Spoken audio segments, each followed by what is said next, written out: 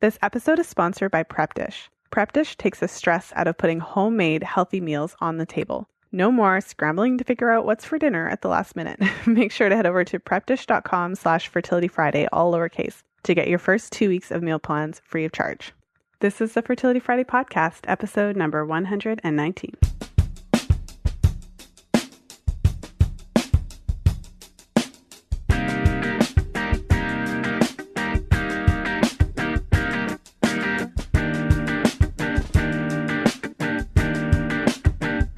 Welcome to the 119th episode of the Fertility Friday podcast. Thank you for joining me today. I'm Lisa from fertilityfriday.com, and this is your source for information about the fertility awareness method and all things fertility.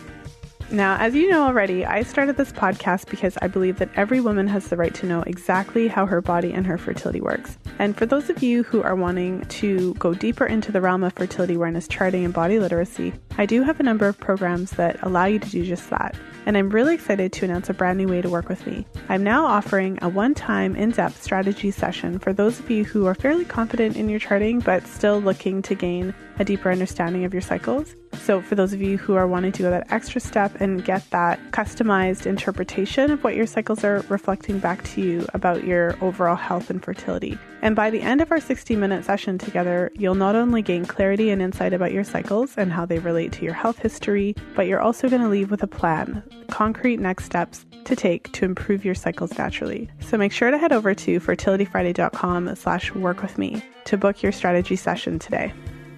Before we jump into today's episode, I just wanted to take a moment and let you know how awesome Prep Dish's meal plans are.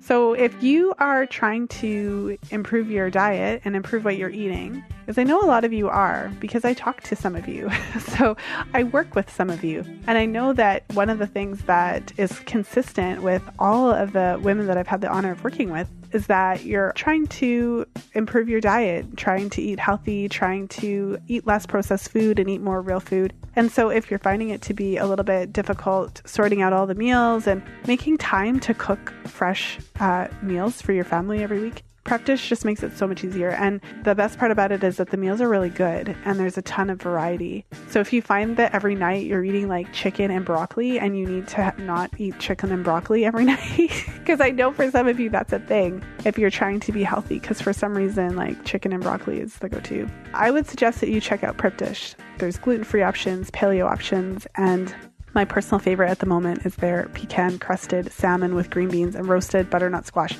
Like, think about that for a second. Like, what if you go home tonight and you tell your partner or your family, yeah, so tonight we're having pecan crusted salmon with green beans and roasted butternut squash. I mean, honestly, what are you having for dinner tonight? I don't know that it sounds that delicious. So definitely head over to prepdish.com/fertilityfriday and jump into your free 2-week trial. You get to try out the recipes and you'll come to know why I love them so much.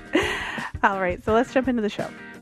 I'm really excited to share with you today's episode. I decided to hop on and do a solo show because I wanted to talk about what to expect in the postpartum period if you're using fertility awareness charting and you're breastfeeding. And so I thought it would be really timely to do this episode, especially the week after I released the episode that I did with Lori Eisenstadt, which was last week's episode. And we talked all about breastfeeding. And that also happens to be the name of her podcast, All About Breastfeeding. And so I've had a number of women who listen, so you might be in this situation too, who have now become pregnant after listening to the show and kind of looking for resources of what to listen to now, now that you are pregnant, looking for a really great pregnancy podcast. So I will be doing a number of episodes on different topics, as you know. So if you've been listening to the show for a while now, or if this is your first time listening, welcome. I do a ton of episodes about fertility awareness, fertility, obviously that's the name of the show, but I also incorporate different topics that relate to pregnancy. So just, stay tuned. I have some interesting ideas for the upcoming year. But I did want to jump in and talk about breastfeeding today because I have gotten a number of emails from listeners wanting to know a bit more about what to expect in the postpartum period. I think a good place to start this conversation is to address some of the myths around breastfeeding and the fertility awareness method and, is it effective? Is it not effective? And I think it's really important to have that conversation because with the fertility awareness method, the effectiveness does depend on a lot of different things. It depends on the motivation of the user. So, and what I mean by motivation is how intently they are at preventing pregnancy. And that also relates to their intention. So their intention plays a huge role as well. So there's a big difference between a woman who is 100% sure that she does not want to get pregnant right now versus a woman who is 100% sure that she wants a baby and she's actively trying versus somebody who's somewhere in the middle. So a person's intention is also plays a really critical role in how effective the method is going to be. But even if you have the best of intentions and you're super motivated, your knowledge and confidence of the method is going to play a huge role in how effective it is, as well as your consistency of observation and your knowledge of what to do if you're not able to be consistent in your observations. So as you can see, there's a ton of different factors that play an important role in how effective the method is going to be for you when you're breastfeeding. And I think that as we talk more about it today, you'll see how all these different factors come into play. I recently received an email from a woman who's actually a midwife, a midwifery student. And what I thought was really interesting is that she reached out to me specifically to find information about breastfeeding and how that would affect her fertility awareness charting and what to kind of expect in that period of time. And she mentioned that even in the midwifery circles, fertility awareness is not considered to be the best option in terms of birth control. And so I did want to talk a little bit about that and why that might be. And so I thought a good place to start is to really talk about the postpartum period and get at, I guess, the first myth that we've probably all heard about it. And so there's a lot of uncertainty and differences in opinion as to whether or not breastfeeding itself can be used as a birth control method. And so I think that's a really interesting place to start the conversation. So I guess the question is, can you use breastfeeding as a birth control method? And so there have been studies done in this area that examine how soon after birth your period comes back and what that basically means. Your period is a result. Your period comes back after ovulation. So really the question is, how soon after birth do you ovulate again? And so this is not just a simple question and answer because there's a lot of different factors that will determine how soon after birth, how soon after you deliver your baby, your period might return, how soon after you give birth that you're going to ovulate again. And so I think one huge difference right off the bat is whether or not you breastfeed your baby at all. So for a woman who is breastfeeding her baby from birth, and we'll talk a little bit more about what that could look like and how that could affect her, how soon she ovulates again. But if a woman is breastfeeding exclusively, then there is a certain degree of protection. So she's much more likely to have her ovulation delayed for a period of time. And how long it's delayed, it depends on how frequently she's breastfeeding. We'll talk a little bit more about that. And for a woman who's not breastfeeding, her ovulation can return very quickly. And so you hear those stories of what they call Irish twins, which if you've never heard that word before, it means two babies born within a 12-month period. So essentially you have two kids that are born in the same year, potentially. For example, if you delivered in January and then you get pregnant right away and then you have another child in December or something like that. And so I think that's why the fertility awareness method would have kind of that bad rap among health professionals, because for what it's worth, a lot of health professionals believe that the fertility awareness method is no method. And so if you have no method of birth control, it is possible, especially if you're not breastfeeding exclusively in those types of things, to ovulate quite soon after you have your baby. And so if you've ever thought that it was kind of, strange or not tactful if you've had a baby and you're going for your 6-month appointment with your doctor or your midwife and they are asking you what you're using for birth control. And so I've had that experience both times, 6 weeks postpartum, kind of barely thinking about sex again. Depending, some women think, are ready sooner, some women are ready later, depending on how the birth was, if it was traumatic versus if it wasn't, if you had all of those things play a factor, but you might be thinking to yourself like, oh my gosh, I'm barely thinking about sex. How could you be asking me about birth control? And the reason for that is that, yes, it is possible for you to ovulate quite soon after you give birth. And so I think that's the first place to start with this conversation. And one of the things that I want to talk about is how breastfeeding impacts how long your ovulation is going to be delayed after you give birth. So for somebody who wants to breastfeed and actually has it in the back of their mind that they do want to kind of use breastfeeding as quote unquote a method of birth control and kind of maximize breastfeeding and what I mean by that is kind of suppress their ovulation for longer, so extend their period of infertility, then these 7 standards of ecological breastfeeding kind of set the stage for what to do. So if you have a baby and you do these 7 things, then you're much more likely to have more of a delay to your fertility returning, more of a delay to your ovulation returning. And so although I wouldn't suggest for you to use breastfeeding as a birth control method by itself, given my background and knowledge in the fertility awareness method, I do believe strongly that it is important to understand your cervical mucus observations so that you can watch, observe, and essentially know when your fertility returns. I feel that a combination of these things is a much better idea. And I feel that if you're not paying attention on a day-to-day basis of what your cervical mucus observations are, then you're much more likely to miss the signs that your fertility is returning and then get pregnant. And so I think that's one of the reasons why a lot of people have a lot to say about breastfeeding and why breastfeeding in and of itself is not a birth control method. And perhaps that lends itself to why different health professionals wouldn't really think the fertility awareness method could be effective in the breastfeeding postpartum period.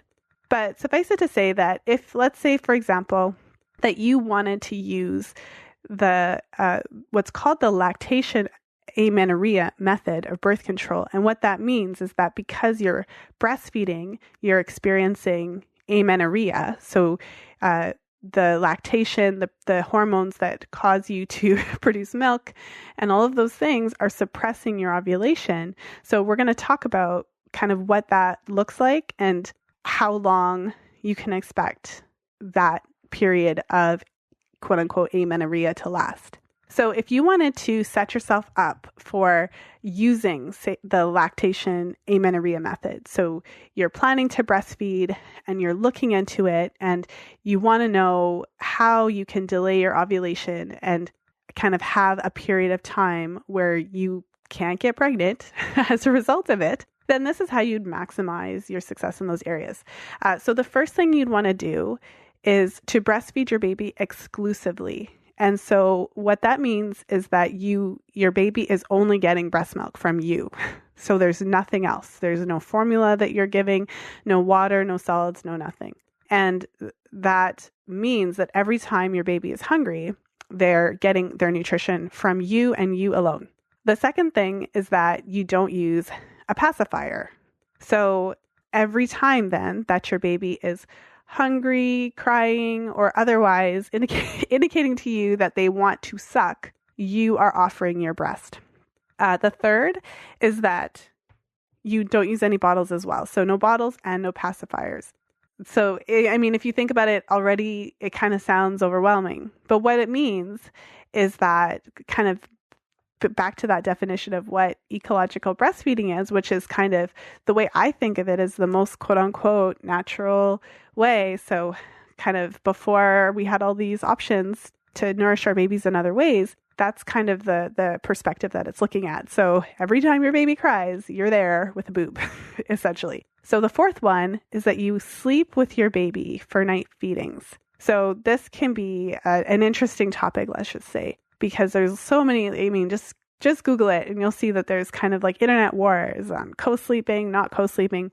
But again, this is for the purpose of our discussion as to how breastfeeding will impact your fertility and when it will return and how long you can expect to have your ovulation delayed. So you sleep with your baby for night feedings. That's number 4. Number 5, you sleep with your baby for daily nap feedings. And so for those of you who have not had the experience yet of breastfeeding your babies, once you get to a certain stage, it's actually fairly simple to like lay down on your side and then kind of prop your baby beside you and just sleep while they eat. It's quite convenient, actually. So that's what they're referring to. So kind of like in the afternoon, you have a nap, you sleep with your baby. Number 6, nurse frequently day and night and avoid schedules. And so, and number 7, avoid any practice that restricts nursing or separates you from your baby. So basically those 7 things, what it's the overall message that it's sending you is that if you're following these 7 steps of ecological breastfeeding, you're just kind of there for your baby. Whenever your baby cries, you're available to your baby. You're not giving your baby anything else except breast milk for that, those first 4 to 6 months of life. And you're not trying to space feedings or you're not trying to otherwise manipulate it. It's essentially every time your baby asks for milk, you're there to provide it.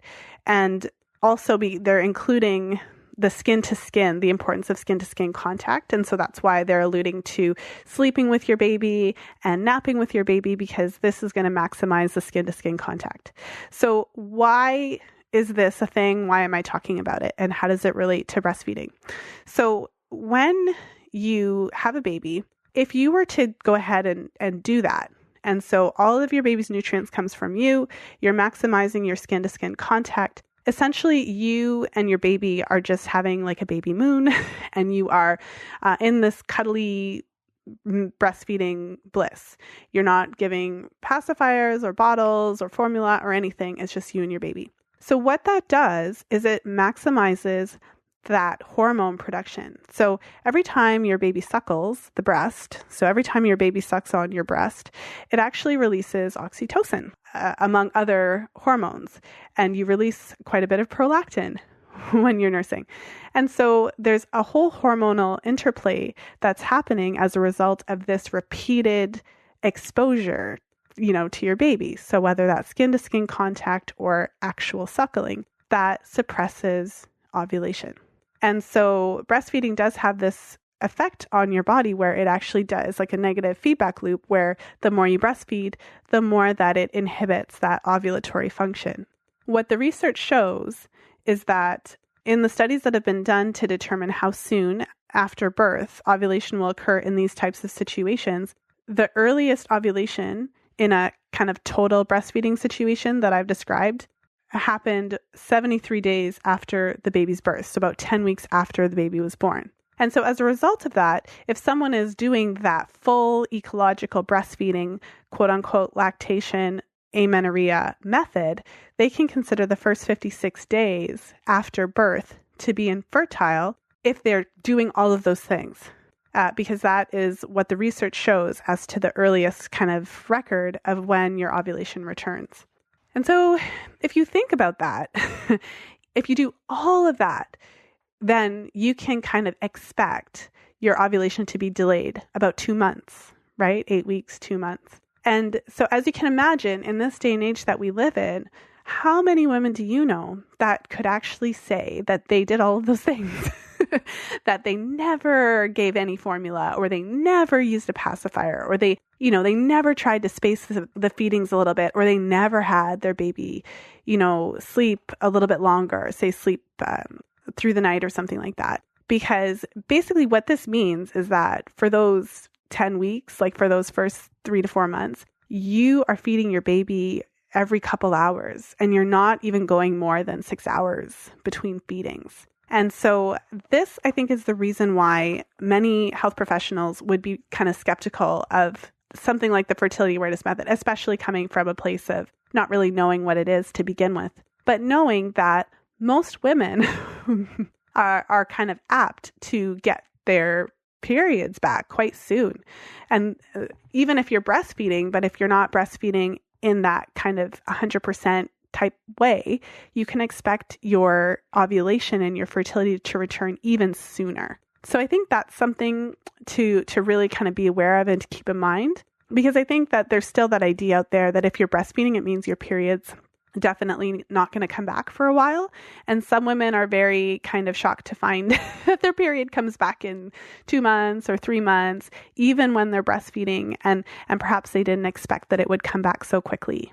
One thing to keep in mind is that I can't say on this podcast exactly how long you can expect it to take for your ovulation to return. From my own personal experience, from working with different women, and from just living life and having friends and interacting with tons of women who've had babies, it can range so much from, getting your period back within those first 2 to 3 months to getting your period back around months 4, 5, or 6. And some women don't get their period back for a year. And so there's a ton of kind of variety and range. There's individual differences as to how long a person might take to resume their cycles. And also, pregnancy is kind of tough on the body sometimes, and it can have a disruptive effect on your thyroid function, for example. And so if your pregnancy happens to throw off something endocrine-wise, then that can have an impact as well on how long it's going to take your period to return. Whereas some women are looking to extend that time to try to extend their kind of infertile period. Other women are looking to get their period back sooner because they actually want to try to conceive again. So there's a lot of variation there.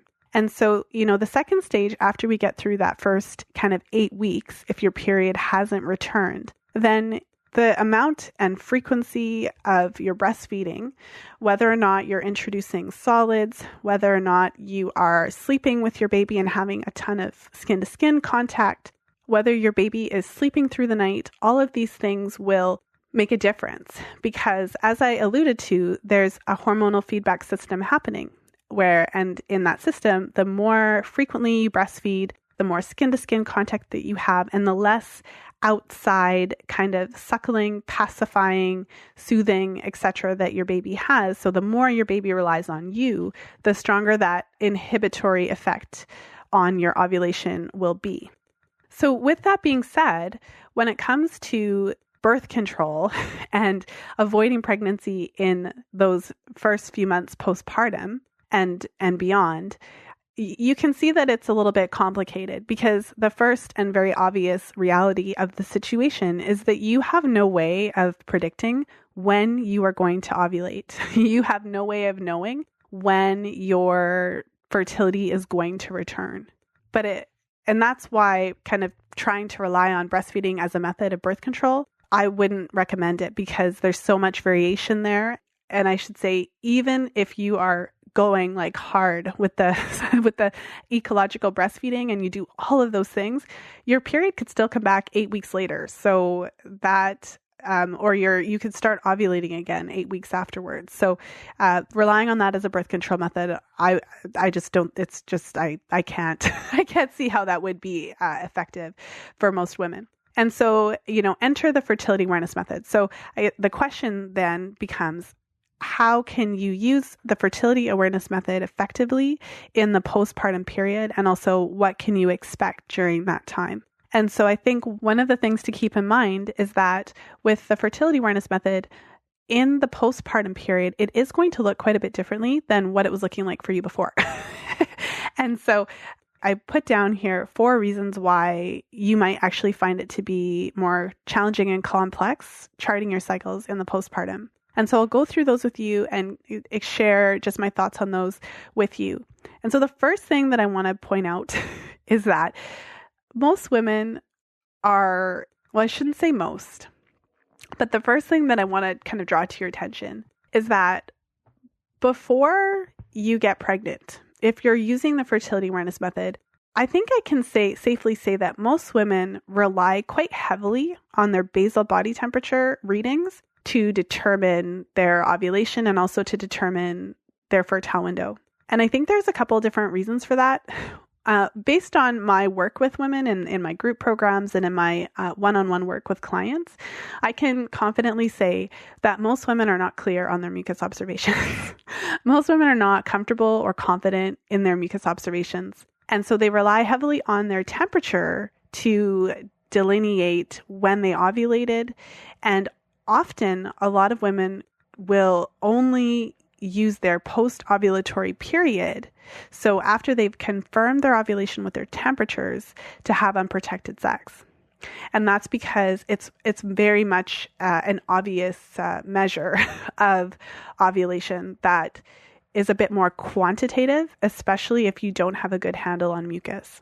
So because most women rely on basal body temperature, I would say at least to some degree when they're using the fertility awareness method before they get pregnant, after you get pregnant and have the baby, in the postpartum period, all of a sudden you are missing that part of the equation. So that brings me to number 2. The second reason why it can be a little bit more complicated to chart in your postpartum period. And number 2 is that you actually have to rely on your mucus in the postpartum period in order for this method to be effective. So I think the challenge comes from that situation where most women have been really depending on their temperature. And I think even a lot of women feel that the temperature is kind of the most important sign, only to find that in the postpartum period, your temperature measurements are generally useless until your period has come back. So until you have your first ovulatory event, until you actually, ovulate, whether that's 2 months after, 5 months after, 8 months after, 12 months after you've given birth, if you do not ovulate until the 8th month postpartum, then your temperature for those 8 months is completely useless to you. It doesn't give you any information because the only thing that your temperature is telling you is that you have actually ovulated already.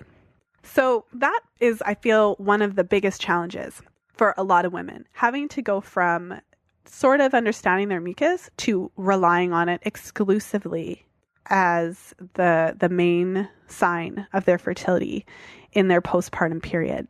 I would say that the good news is that it is possible. And I want you to leave this episode knowing that it is possible to rely on your mucus and to feel really comfortable and confident using mucus only.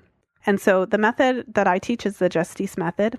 And I think the interesting thing, and my clients find it really interesting too, is that you can use the Justice method with mucus only.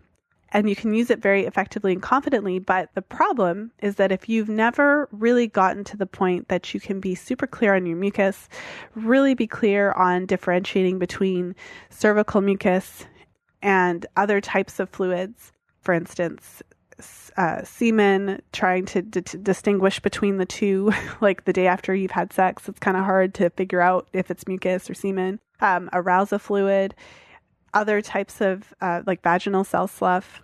And also, if you don't have a solid checking observational routine for mucus and you're not able to tell the difference between a dry day and a mucus day, then that just makes it a lot more complicated. So I think that's something that makes it quite different in the postpartum period because you end up having to rely on mucus. But the good news is that when you're good and confident with relying on your mucus observations, you get into the habit as well of checking your mucus every day, then you can confidently use the method because you know each day whether or not you're fertile based on your mucus observations. And provided that you're checking and you're charting and you understand what you're seeing and you know how it all works, then you also will be alerted at the very first signs of your fertility returning.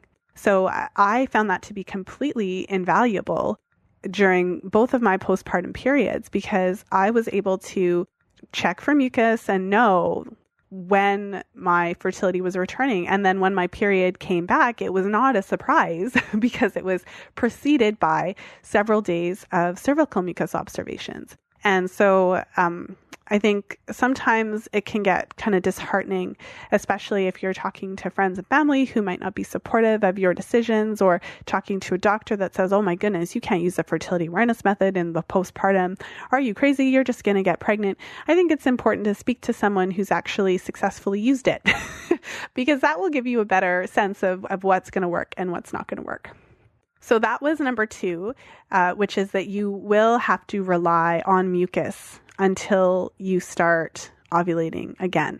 And it's only after you ovulate that you'll be able to use your temperatures to at least confirm that you've ovulated.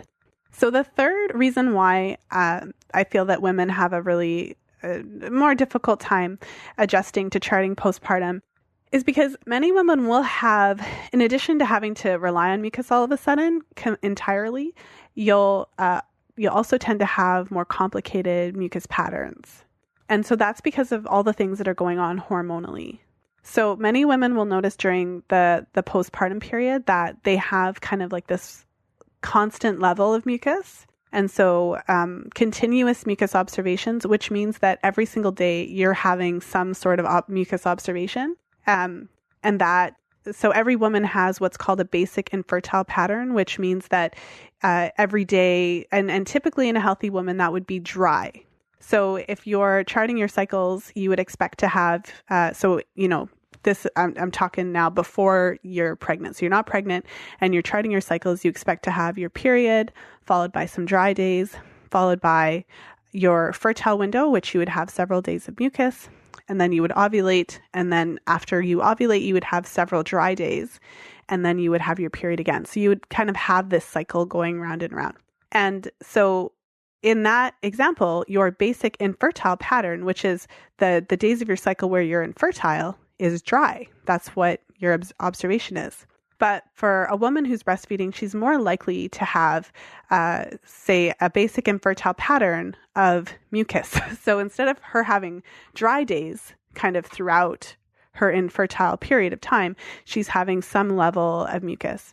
And so I know that for some listeners of the podcast, they kind of call me out because I always say all mucus is fertile, and they correct me and say, well, no, some mucus is not fertile. And so that can be confusing, but I always say that a basic infertile pattern where you have a mucus observation every day is a very specific situation. Most women don't necessarily have that, and therefore, for you, if you're charting your cycles, you do want to consider all of your mucus observations to be fertile.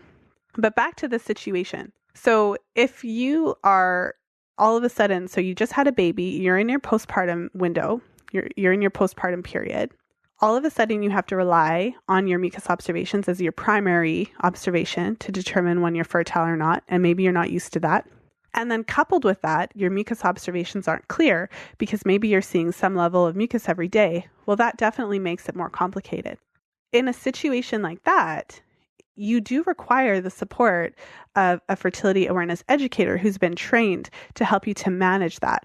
There is a way to be able to identify the difference between your basic infertile pattern, even if you're having a constant kind of level of mucus, and to differentiate between your fertile window when you actually approaching ovulation. But that's not something that you can do on your own.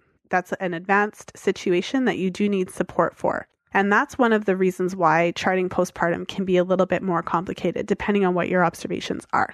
So the second part of that is that when you're breastfeeding, so I mentioned already that when you're breastfeeding, your baby's suckling on the breast and it's triggering all of these hormones to be released, one of which is oxytocin. So if you know anything about oxytocin, you know that it's what triggers your contractions and everything when you're actually in the throes of the birthing process. But when you have sex with your partner and you orgasm, your body releases a ton of oxytocin as well. So oxytocin is known as the love hormone. And so one of the interesting side effects of that love hormone is that it can actually trigger a physical arousal response, meaning that it can cause you to have arousal fluid.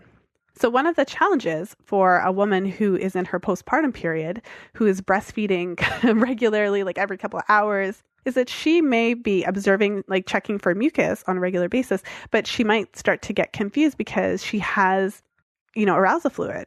And so she's kind of like, okay, what is this? I have it all the time. It doesn't really look like mucus, but it kind of looks like mucus and it's kind of slippery. So those reasons in general are what can make things more complex, because it does take some support, knowledge, and I would say to an actual human being. I would say that it's really, I am not sure how you could understand the difference between, say, arousal fluid and cervical mucus from reading a book or something. I think that in my experience, that is one of those things that requires additional attention. And so when I work with clients, that's something that I can help them to sort out. But to do that on your own is just it's a little bit more complicated. I'm not sure. For myself, I don't think that I would have been able to figure that out on my own. And the reason that I'm comfortable and confident with it is because I learned from someone who knew more than I did. And so that's number 3. So the third reason why it can be more complex and challenging to chart in the postpartum is because many women do have kind of more complicated mucus that they have to sort through, meaning some women have the continuous mucus observations and others have regular arousal fluid observations, and that can complicate it to make it harder to know, okay, is this mucus? Is this not? Is this a fertile day? Is it not a fertile day? And again, I want you to know that it is possible to be able to differentiate between those things. But first, you have to learn how to do that. And so the last reason that I wanted to share with you that charting during the postpartum can be a bit more challenging. This might be like an obvious kind of thing to say, but I'm saying it. You have a baby. So in the postpartum, that means that you have a baby now. And when you have a baby, your life gets thrown upside down. All of a sudden, you go from having kind of a normal routine of some kind to having no routine. So newborns eat every 2 to 3 hours, regardless of whether it's day or night. And often newborns come out seeming to think that day is night and night is day, like they sleep all day and they're up all night. And so that makes it really hard to adhere to a regular schedule in terms of charting and writing it down, monitoring. So it can take a little bit of time for you to adjust to charting again. And even if you're super motivated, you're going to be tired, you're going to be frustrated, you're going to miss some days of observations or do something and forget at the end of the day what you saw or whatever the case is, because your head is just going to be in a different spot. So there's a lot of challenges that face a woman who wants to use the fertility awareness method in the postpartum period. And so I'm not trying to paint a really bleak picture, but I'm more so trying to paint an honest picture of some of the challenges that women face and why some women aren't as successful in it, or why maybe they choose something different just for those first, especially those first couple months when it's really trying. And so what I want to leave you with is what you need to know to make fertility awareness work for you in the postpartum period.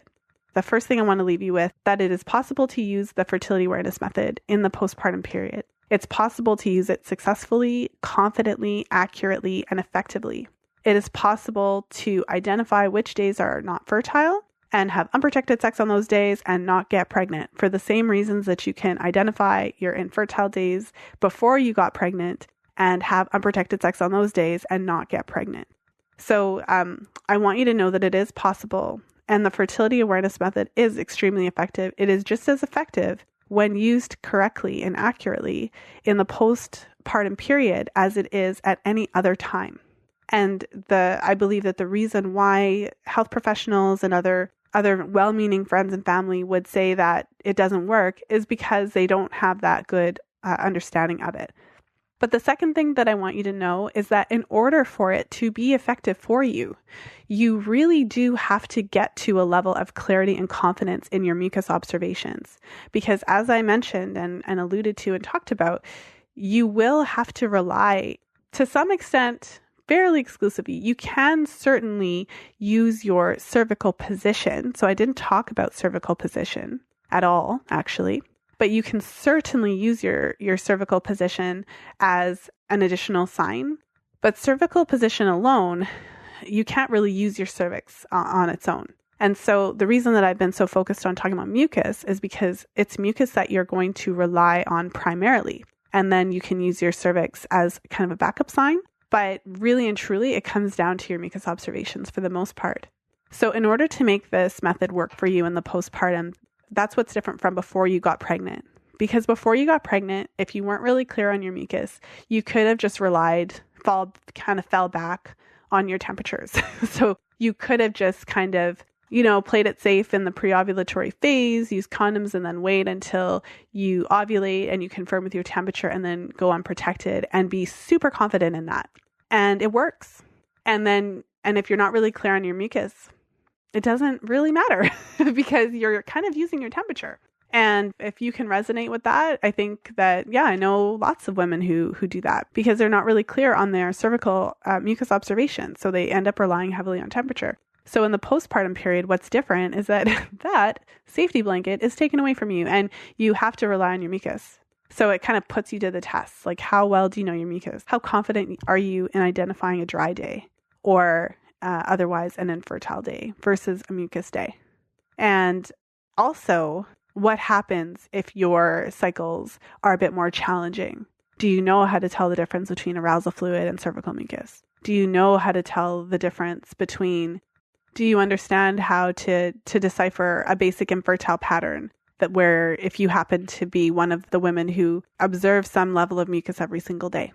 So my suggestion to you would be that if you're really wanting to make this work, know that it does and it can, but also know that you'll need support, especially if you're not super clear on your mucus observations. If you've never sought support from a fertility awareness educator, I would say postpartum is the time to do it because I believe that it's important to set you up for success.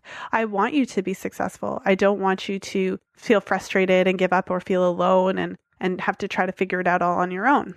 Although I think when you talk about it in this setting, I kind of make it sound like it's like so hard, but it's like anything that's new. At first, there's a lot of little things to learn, but then once you get it and it's done. So once you're able to sort all of that stuff out in your head, the difference between this mucus and what's fertile, what's not, and what's going on in your cycle and how to use your mucus as your primary sign, etc. It doesn't take that long to figure out. It takes I would say on average, a couple weeks, say 2 to 3 months maybe, depending on your kind of level of confidence before to get to the point that you're super confident. And once you get to that point, you're good. And then you have it forever. And then you'll always know. But to get to that place, you have to give yourself the time to learn it. And so that brings me to the close of my episode today. I hope that you enjoyed this episode. I wanted to jump in and share some of my thoughts about breastfeeding and some of the complexities involved. I hope I've painted somewhat of a picture of what to expect in the postpartum period and also alluded to how breastfeeding can impact it. And actually, something else that came to mind before I close the show is how breastfeeding will continue to impact your cycle even after your period comes back. And that was something that I spoke about in episode number 113 in the on-air client session that I did with Sarah and also with my guest Rose Uchuk. In Sarah's cycle, she found that her ovulation was delayed a couple different times and she was trying to figure out what could possibly be the cause. And then when we dug into it deeper, we found that there were periods of time when her son was sick and she was breastfeeding on demand quite a bit more than usual. So you'll find that, when your baby comes down with something, maybe has a fever, is teething, or a number of different factors, that can increase the frequency at which you're breastfeeding.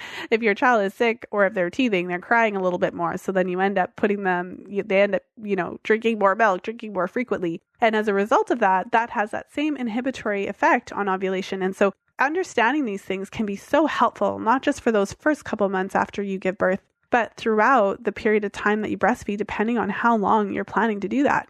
It can help you to interpret your cycles and understand why your, cycles may not be as kind of frequent and regular and quote unquote normal as they were before you had the baby. The whole period of time postpartum is a different period where your cycles tend to fall within kind of different parameters. And so I think the benefit of relying on fertility awareness during the postpartum period is because it really allows you to get a really good and deep understanding of your cycle and how all of the different factors can affect it. So I would definitely encourage you to, if it's something that you're wanting to do and you're wanting to stay off the hormones, you don't want to jump back onto hormonal contraceptives, and you really do want to have a natural method to rely on, I would encourage you to really look into it and really to give it a go. And really reach out for support. Don't try to do it on your own, especially if you're feeling overwhelmed or frustrated, especially at that kind of critical period of time when you're so taxed with all of the requirements of being a new mommy. You'll need some support just to get your head around it. And once you do, you'll be so thankful that you did. I just want to thank you so much for listening today. If you enjoyed today's show, please share it with a friend. You'll find the show notes page for today's episode at fertilityfriday.com/119. If you've been enjoying the podcast, please do look for it on iTunes and leave a 5-star review so that more people can find it. I read all of the reviews. I really appreciate you all so much for leaving such wonderful reviews of the show. And if you do have an idea for a podcast episode or a guest suggestion, make sure to shoot me an email at info@fertilityfriday.com. If you are looking to deepen into your understanding of the fertility awareness method, if you're looking to feel more confident about your mucus observations, or looking to optimize your chances of conception and wanting a little bit more support in that area, I would encourage you to head over to my Work With Me page. So that's at fertilityfriday.com/workwithme, all one word. And you can take a look at the programs that I have there. I would love to work with you. So I just want to thank you so much for hanging out with me today. I appreciate all of you for taking the time to tune into the podcast, whether you're on the go, if you're commuting to work, or if you're taking me out for a jog, if you're on the treadmill right now working out, or if you're at home doing laundry and housework, or whatever the case is. Thank you so much for taking the time and letting me be part of your day. And as always, until next time, be well and happy charting.